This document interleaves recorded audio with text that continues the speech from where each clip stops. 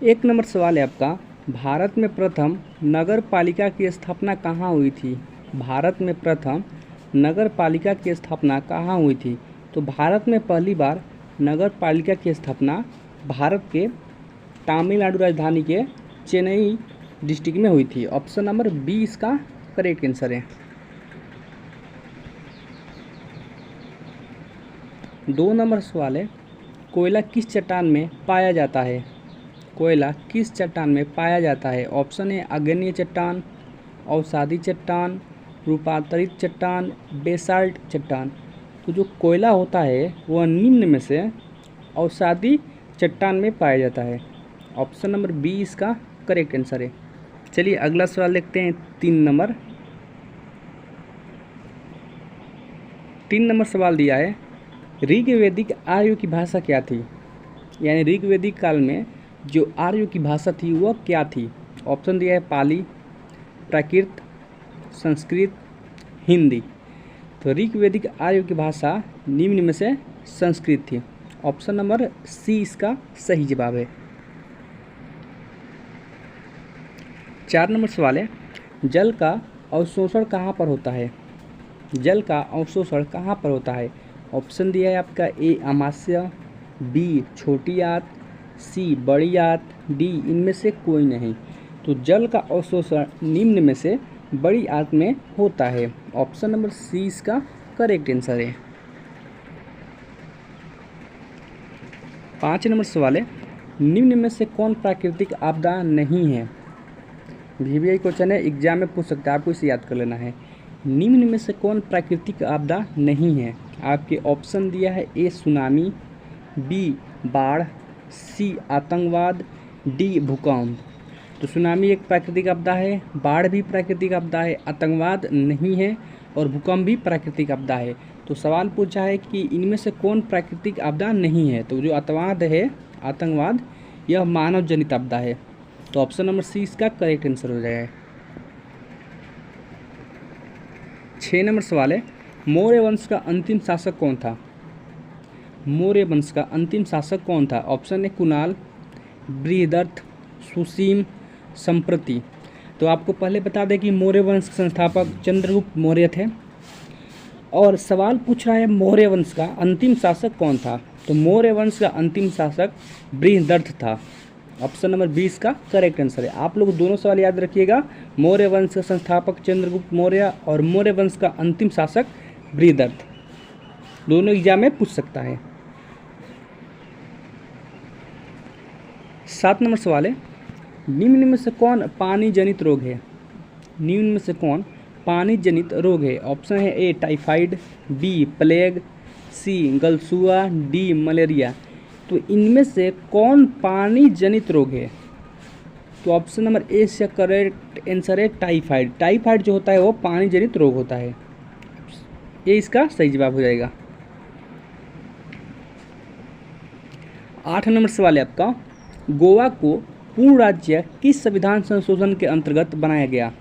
गोवा को पूर्ण राज्य किस संविधान संशोधन के अंतर्गत बनाया गया? ऑप्शन है 42वां, 46वां, 48वां, 56वां।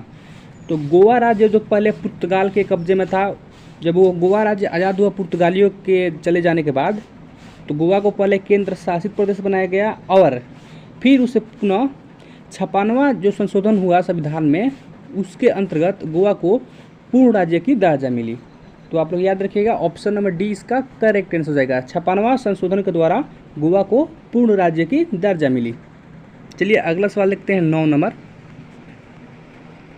9 नंबर सवाल है, निम्न में से कौन सा भारत आने वाला पहला अंग्रेजी जहाज है? निम्न में से कौन सा भारत आने वाला पहला अंग्रेजी जहाज है? ऑप्शन दिया है Elizabeth, Bengal, Red Dragon, Mayflower. तो इनमें से जो रेड ड्रैगन है यह अंग्रेजी जहाज है जो भारत में पहला बार आया था। ऑप्शन नंबर सी इसका करेक्ट आंसर हो जाएगा। 10 नंबर सवाल है, शिवाजी के गुरु कौन थे? इंपॉर्टेंट सवाल है, एग्जाम में पूछ सकता है, आपको इसे याद कर लेना है। शिवाजी के गुरु कौन थे? Option A Namdev, Ramdas, Eknath, Tukaram. तो शिवाजी के गुरु रामदास थे। ऑप्शन नंबर 20 का सही जवाब है। 11 नंबर सवाल है, बुध किस वंश से संबंधित है? बुध किस वंश से संबंधित है? ऑप्शन दिया है गायत्रिक, मौर्य, शाक्य, करो। तो जो गौतम बुद्ध थे वह शाक्य वंश से संबंधित है। ऑप्शन नंबर सी इसका करेक्ट आंसर हो जाएगा। 12 नंबर सवाल है, भारत में जैन धर्म के वास्तविक संस्थापक किसे माना जाता है? भारत में जैन धर्म के वास्तविक संस्थापक किसे माना जाता है? Option A Rishabhdev, Parshvanath, Mahavir, Adinath. तो भारत में जैन धर्म के वास्तविक संस्थापक महावीर जी को माना जाता है। ऑप्शन नंबर सी इसका करेक्ट आंसर हो जाएगा। 13 नंबर सवाल है, लाल कुर्ती नामक सेना का गठन किसने किया था? लाल कुर्ती नामक सेना का गठन किसने किया था? ऑप्शन है A Mazzini, B Garibaldi, C count Cavour, D Trotsky ने। तो लाल कुर्ती नामक सेना का गठन गेरिबाल्डी ने किया था। ऑप्शन नंबर 20 का करेक्ट आंसर है। चलिए अगला सवाल देखते हैं। अगला सवाल है, कनिष्क ने किसको प्रोत्साहन दिया था?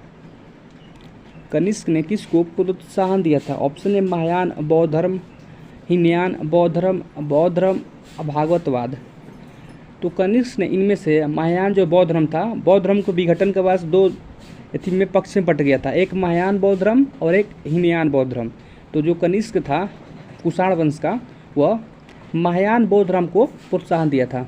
ऑप्शन नंबर ए इसका करेक्ट आंसर है। 15 नंबर सवाल है, नीली क्रांति किससे संबंधित है?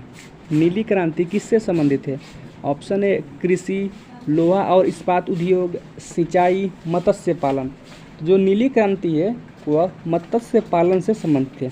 ऑप्शन नंबर डी इसका सही जवाब है। 16 नंबर सवाल है, भारत में किस किस्म की कॉफ़ी का उत्पादन किया जाता है? भारत में किस किस्म की कॉफ़ी का उत्पादन किया जाता है? ऑप्शन है काओ, अरेबिका, केगा, कौनसो। तो भारत में इनमें से जो अरेबिका है इसी प्रकार की कॉफ़ी का उत्पादन किया जाता है। ऑप्शन नंबर 20 का सही जवाब है। 17 नंबर सवाल है आपका, बिहार में गंगा की लंबाई कितनी है? बिहार में गंगा की लंबाई कितनी है? ऑप्शन दिया है 480 किलोमीटर, 445 किलोमीटर, 489 किलोमीटर, 120 किलोमीटर। तो बिहार में गंगा की कुल लंबाई 445 किलोमीटर है। ऑप्शन नंबर 20 का करेक्ट आंसर है। चलिए अगला सवाल देखते हैं। 18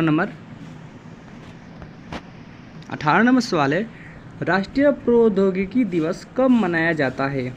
राष्ट्रीय प्रौद्योगिकी दिवस कब मनाया जाता है? ऑप्शन दिया है 22 जून, 11 मई, 12 जुलाई, 29 मई।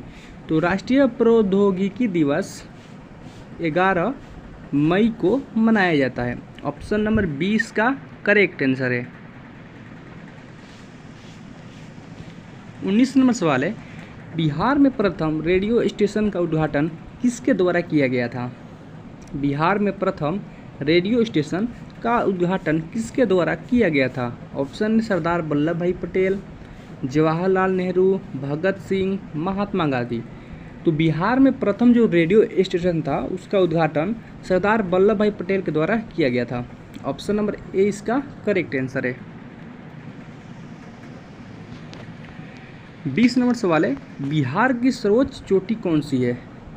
बिहार की सर्वोच्च चोटी कौन सी है? ऑप्शन दिया है बराबर की पहाड़ी, अरावली की पहाड़ी, राजगीर की पहाड़ी, सोमेश्वर की पहाड़ी। तो बिहार की सर्वोच्च यानी सबसे ऊंची चोटी इनमें से सोमेश्वर की पहाड़ी है। ऑप्शन नंबर डी इसका करेक्ट आंसर है।